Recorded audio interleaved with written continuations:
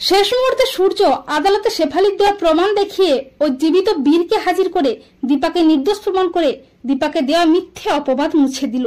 হ্যাঁ বন্ধুরা, আমরা এমনটাই দেখতে পাবো অনুরাগী ছোঁয়া ধারাবাহিকের আগামী পর্বগুলোতে।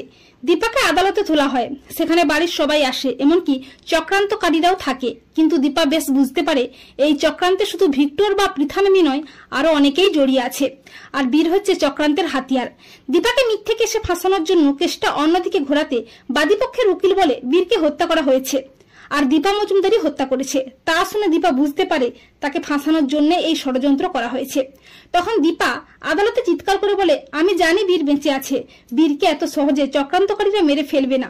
ওদের কাজ হাসিল হয়ে গেলে আবার ওরা বীরকে ফিরিয়ে দেবে সেনগুপ্ত বাড়িতে। তখন জজ সাহেব জানায়, বীরের বডি না পাওয়া পর্যন্ত এই মামলার শুনানি হবে না। ততদিন পর্যন্ত দীপা মজুমদার পুলিশি হেফাজতেই থাকবে। এরপর দীপা তবলাকে বলে, দেখো সব নিউজ পেপারে, দেখো ইতিমধ্যে কোনো ট্রেন অ্যাক্সিডেন্ট হয়েছে কিনা। তখন জয়া বলে, হ্যাঁ কিছুদিন আগেই একটা ট্রেন অ্যাক্সিডেন্ট হয়েছে।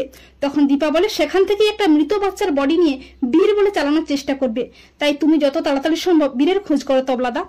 এরপর কিছুদিন পর আবার আদালতে শুনানি শুরু হয়। দীপাকে আদালতে তোলা হয়, কিন্তু তবলা কোথাও বীরকে খুঁজে পায় না। এরপর বাদীপক্ষের উকিল মৃত একটা বাচ্চাকে আদালতে হাজির করে বলে, এই দেখুন জজ সাহেব, এই যে বীরের মৃতদেহ, ওই দীপা মজুমদার নিজের হাতে বীরকে হত্যা করেছে নিজের স্বার্থ সিদ্ধির জন্য। তখন দীপা মনে মনে ভাবে, তবে কি সব আশা শেষ হয়ে গেল? মিথ্যেরই জয় হলো? সত্য কি এত সহজে হেরে গেল?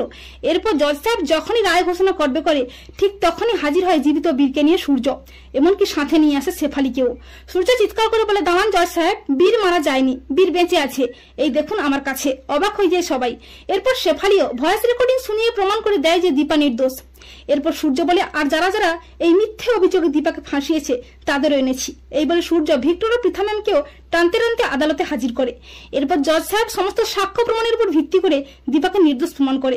তো বন্ধুরা, তোমরা এটাই চাও তো যে শেষ মুহূর্তে সূর্য যেন আদালতে জীবিত বীরকে হাজির করে এবং শেফালির সাক্ষ্য প্রমাণ দেখিয়েই দীপাকে নির্দোষ প্রমাণ করে দীপাকে দেওয়া মিথ্যে অপবাদ মুছে ফেলতে পারে?